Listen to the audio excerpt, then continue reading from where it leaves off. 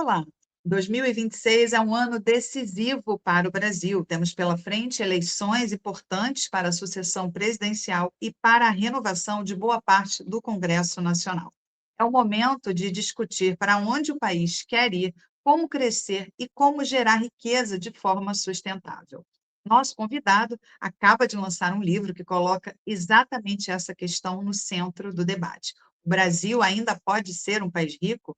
O desafio da produtividade, pela editora Matrix. Nós recebemos agora Maílson da Nóbrega, economista, consultor econômico, ex-ministro da Fazenda, nome referencial da economia brasileira, um debatedor privilegiado dos grandes temas nacional. Doutor Maílson, muito boa noite, muito obrigada pela participação aqui no nosso programa, seja muito bem-vindo. Boa noite, Adriana. Muito obrigado pelo convite. É um prazer participar. Muito obrigada. Ministro, essa semana nós tivemos uma pequena redução na taxa básica de juros.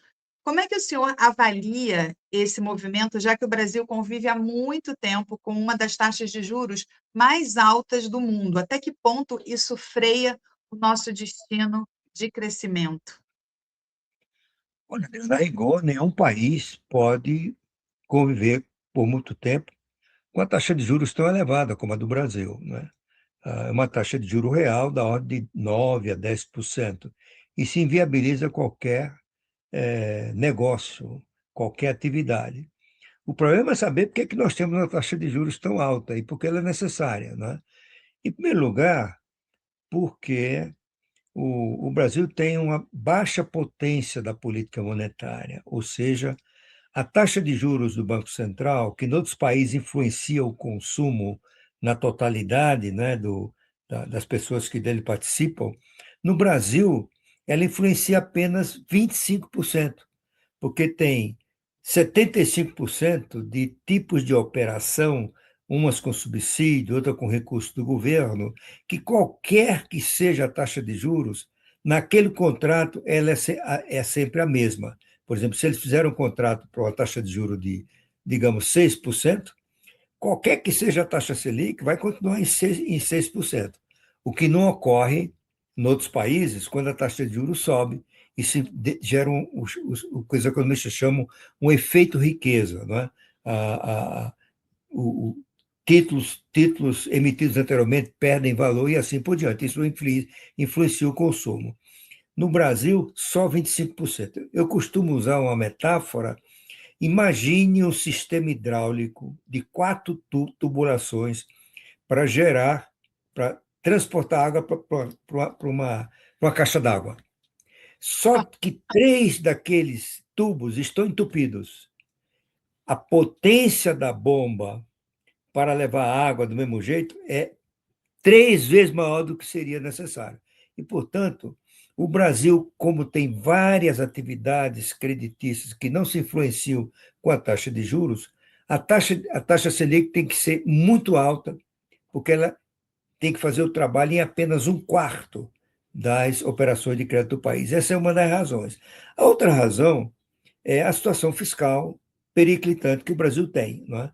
Nós temos uma situação que estamos caminhando para uma crise, provavelmente ela vai acontecer entre 2027 e 2028, quando, segundo alguns estudos autorizados, como da Instituição Fiscal Independente, o Ministério do Planejamento e dos conceituados consultores da Câmara dos Deputados, em 2027, 100% dos gastos primários do governo federal, isto é, excluindo juros, a conta de juros, 100% serão de despesas obrigatórias. Então não vai faltar, não vai sobrar um vintém para ciência, tecnologia, investimento, cultura e assim por diante. É evidente que isso não pode acontecer, né? Inclusive a Sim. manutenção da máquina pública. Isso vai gerar uma necessidade do governo de criar mais exceções ao arcabouço fiscal, ele se desmoraliza de vez e a dívida continua em trajetória ascendente.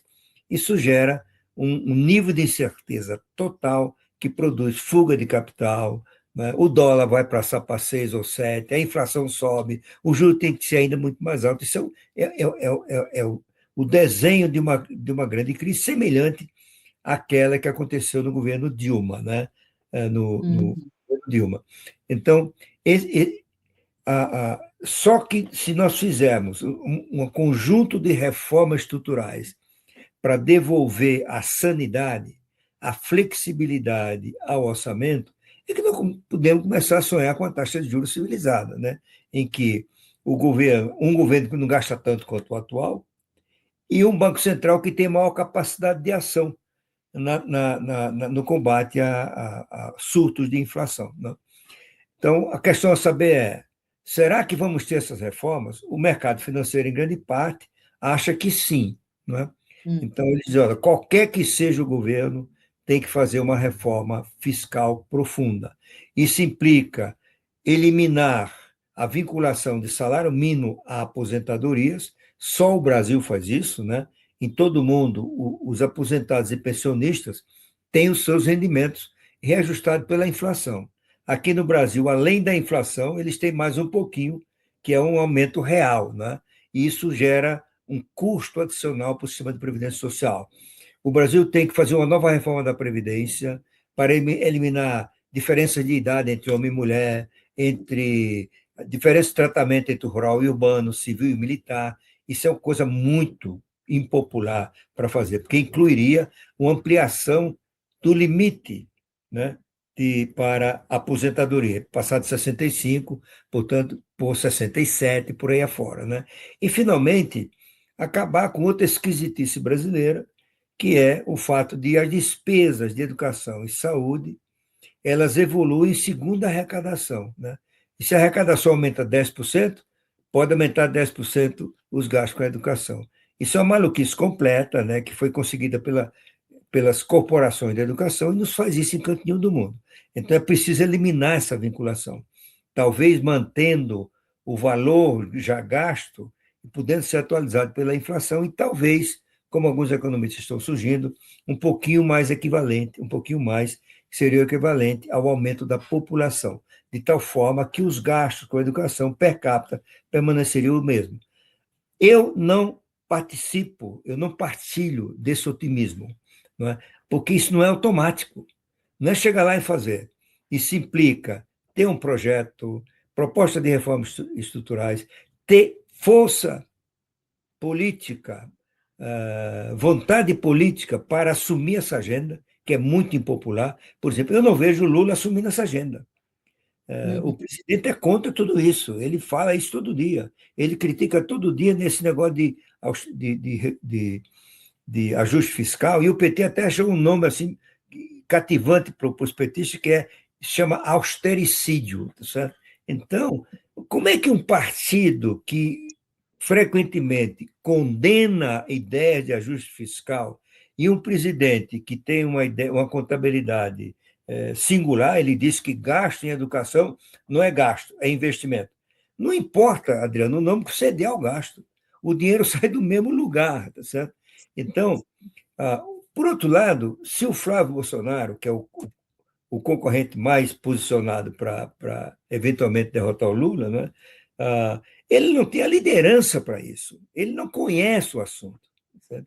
Ele não tem a capacidade de mobilização da sociedade e articulação com o sistema político e o Congresso Nacional para obter a aprovação dessas vantagens. Ele tem demonstrado uma grande desinformação sobre a situação fiscal do Brasil, uma grande desinformação das finanças públicas, e até de aspecto básico da economia, ele não terá essas condições, né? Ele não tem a liderança para isso. E, portanto, só para concluir aqui, tudo indica que nós estamos caminhando para uma grande crise fiscal.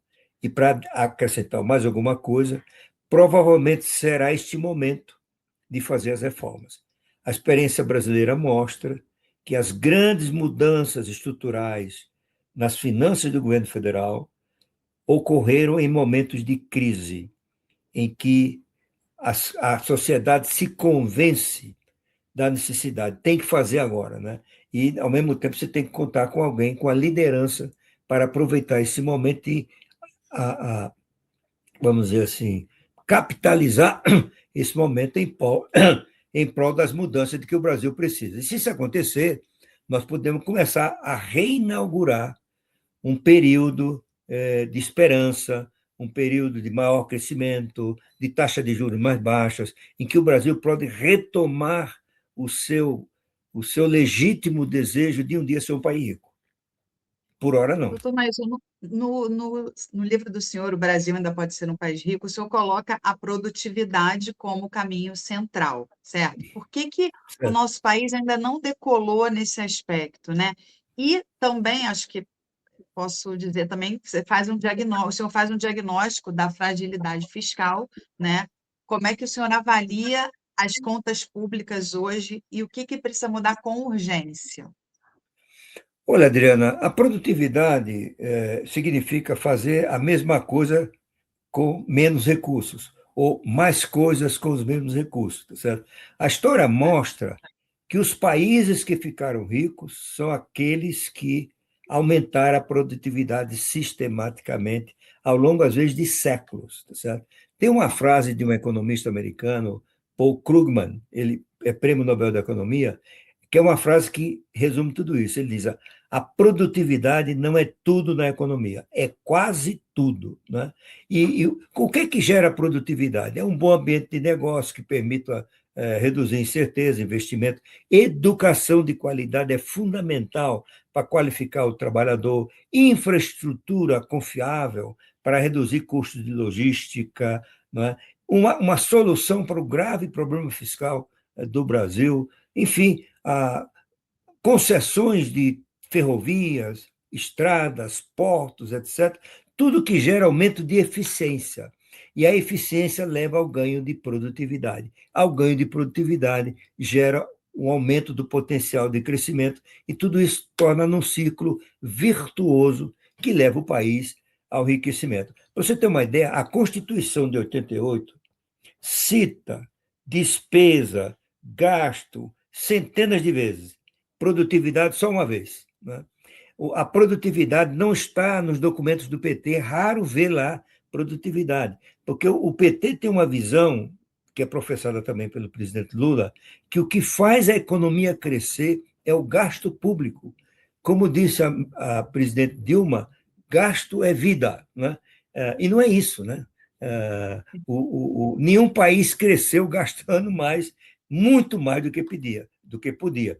E tudo isso, né, está levando a um crescimento insustentável e que se pode se tornar explosivo da relação entre a dívida pública e o PIB. Esse é o principal calcanhar de Aquiles do Brasil, né? O Brasil, no final deste ano, essa relação será da ordem de 83%. Agora, recentemente, foi de 81,9%. Se você considerar os países emergentes com os quais nos comparamos, a média é de 60%. O Brasil é um dos países emergentes mais endividados do mundo. E vai chegar um ponto que essa relação vai para 90, vai para 100. E antes disso, há uma perda de confiança, porque os investidores começam a exigir mais juros para poder continuar financiando o governo, os estrangeiros, diante do risco de um calote, começam a sair, o dólar sobe, né? Os produtos importados mudam de preço para cima, e tudo isso gera mais inflação, mais juros. Então, esse é a dinâmica do que pode ser a crise que se avizinha, que pode acontecer em 2027, mas eu acho que dificilmente vai além de 28, a não ser que algum milagre leve Lula ou Bolsonaro a se tornarem naqueles líderes com capacidade de enfrentar o desafio e mobilizar o país em prol da mudança da situação fiscal e, em seguida, uma cruzada em favor da produtividade. Agora, o senhor cita a necessidade de modernizar os partidos políticos, inclusive o PT. Por que que isso é fundamental para o futuro econômico do nosso país? Olha, Adriano, principalmente o PT, né? O PT, ele professa ideias que já eram erradas quando ele foi fundado, nos anos 1980. O PT, junto com o Partido Peronista Europeu, são os dois mais importantes países de esquerda do mundo que não conseguiram modernizar o seu pensamento econômico. Eles continuam prisioneiros de ideias atrasadas que marcaram o seu nascimento. Ao contrário do que aconteceu na Europa, os partidos de esquerda da Europa, que começaram a surgir no século XIX, principalmente o Partido Social Democrata Alemão, eles tinham em seus estatutos a ideia do controle estatal dos meios de produção, o que é uma ideia comunista, né? E com o tempo, né, eles foram perdendo sustentação eleitoral. Alguns ficaram vários anos fora do poder. E isso levou a uma reflexão. Por que é que não voltamos ao poder? Por que que os eleitores não nos elegem mais?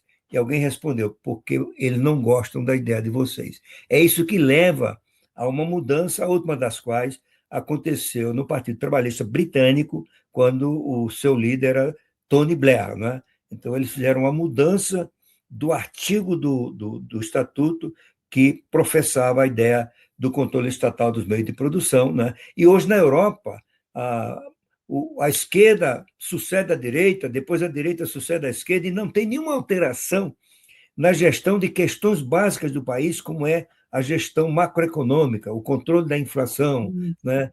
O estímulo ao investimento e assim por diante. No Brasil, quando muda o governo, muda tudo. Então, o PT passa a gastar mais, né? O PT começa a falar do Banco Central. Então, é uma coisa curiosa, né? Como é que o partido não consegue superar essa falha, né? E caminhar corajosamente para se tornar um partido de esquerda moderno. O Brasil precisa de um partido de esquerda moderno, competitivo, atualizado, né? Que disputa as eleições, ganhe e não vá fazer bobagem no governo, aumentar gastos sem necessidade, gastar além do que é necessário, como tem sido a regra quando o PT assume. Sim. Agora, doutor Maílson, o senhor também fala sobre a formação de juízes, né, que entendam o impacto econômico das decisões. Como é que isso afeta o clima de negócio?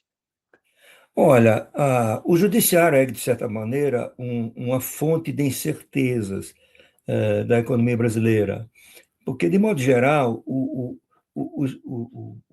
os juízes brasileiros, que são os advogados, nem todos conseguem receber uma educação que os faça enxergar o, o, o funcionamento da economia, o papel de um judiciário independente para assegurar o cumprimento de contratos, para a defesa da propriedade. Não é? Então, por exemplo, os Estados Unidos, nos anos 40, quando a economia começou a se tornar mais complexa, praticamente todas as grandes escolas de direito americana criaram uma disciplina chamada Direito e Economia.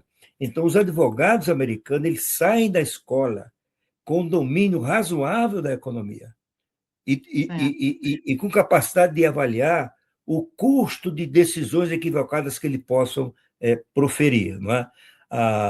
Então, aqui no Brasil, isso está muito incipiente ainda. Né? Por exemplo, nos Estados Unidos, no caso que houve de um caso judicial em Nova York, envolvendo a Petrobras, o juiz do processo tinha um MBA em finanças. Certo?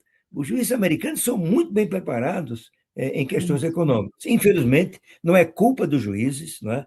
Essa formação de uma cultura anticapitalista, anti-mercado, anti-empresa privada e muito a favor, não é, dos pobres. Todo mundo é a favor dos pobres. Você não pode desbalancear, não é, com a decisão do juiz relações que em outras condições serão feitas de maneira normal. Né? Então, a gente precisa também caminhar para isso, para o judiciário deixar de ser uma fonte de incerteza, de aumento de custos. Por exemplo, em alguns estados, como o Rio Grande do Sul, tem os juízes pela democracia, né?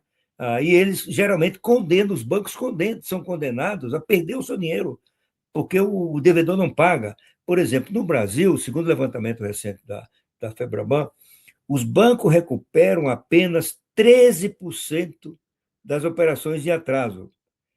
Na Inglaterra, é perto de 90%.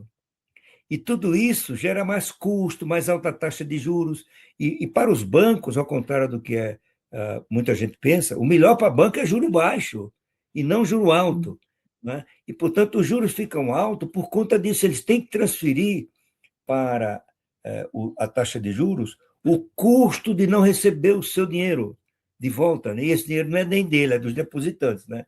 Então, a gente precisa caminhar para transformar isso. O Brasil ser um país normal, em que as perdas bancárias sejam semelhantes a de países com os quais nos comparamos, e, se possível, até como de países ricos, né? Por hora não é.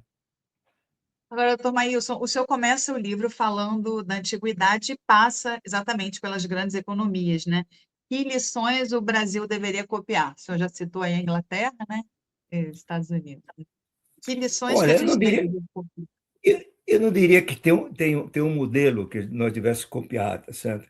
Eu acho que aqueles que não conseguem entender como funciona a economia capitalista, seus valores, né? A associação de economia de mercado com ação social em favor da redução das desigualdades e da pobreza, essa é a visão moderna capitalista, né?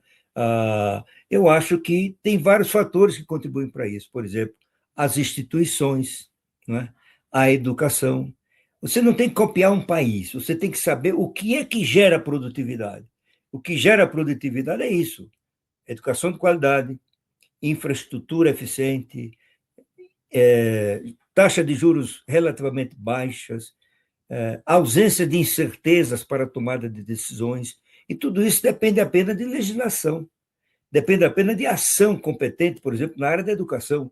Né? Na área da Uhum. educação, as corporações venderam a ideia de que o país melhora a educação se gastar mais. O Brasil gasta, Adriana, proporcionalmente, 1,5 vezes o que gasta a China em educação. E a China é um sucesso por causa do sucesso de sua educação.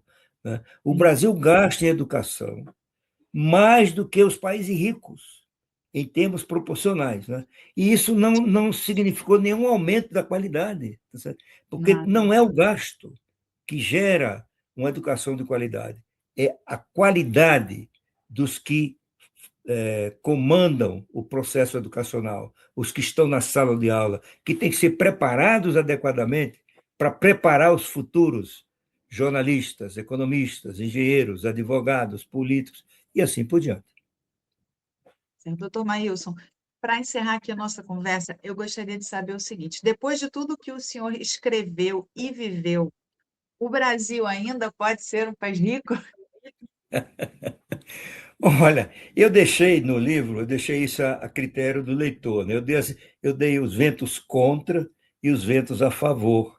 Os ventos contra o desenvolvimento do país, que atrasa o país, inclusive eu cito lá, o PT é uma das fontes, né, dos ventos contra, e os ventos a favor. O Brasil tem um Banco Central de qualidade mundial, o Banco do Brasil tem um agronegócio fantástico, o Brasil tem uma grande competitividade na área mineral, o Brasil tem empresa de qualidade, né? O Brasil tem um sistema financeiro sólido, sofisticado, muito bem regulado, um mercado de capitais pujante, o crédito do mercado de capitais já é superior ao crédito dos bancos. Então, o Brasil tem muita coisa para apresentar e para colocar. Eu diria que o país ficará rico quando os ventos a favor, alguns deles eu mencionei aqui para você, superarem os ventos contra.